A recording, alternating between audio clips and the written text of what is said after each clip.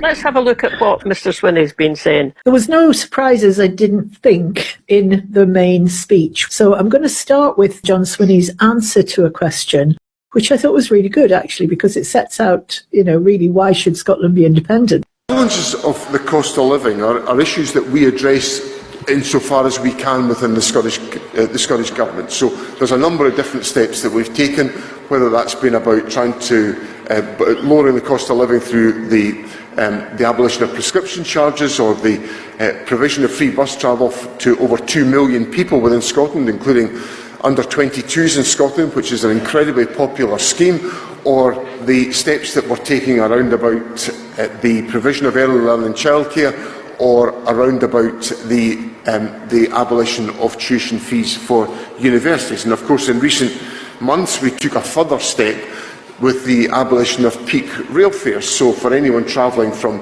this city to Edinburgh on a daily basis, their travel costs at peak times were halved as a consequence of the actions of the SNP government. So we will take steps insofar as we can to reduce the cost of living, and we'll reflect on that and set out our proposals in the budget next week.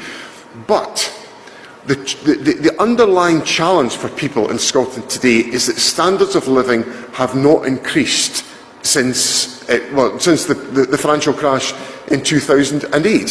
So the UK has gone through this period of stagnant activity, stagnant position on incomes.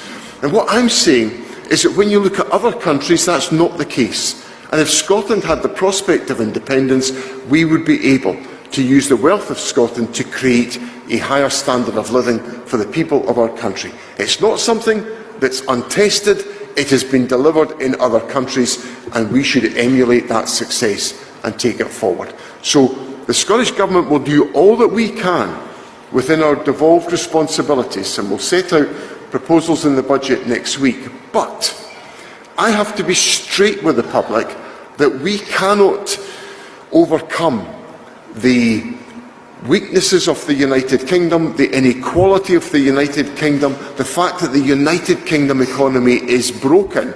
We cannot overcome that within the United Kingdom. We need the fresh start of independence to enable us to do that.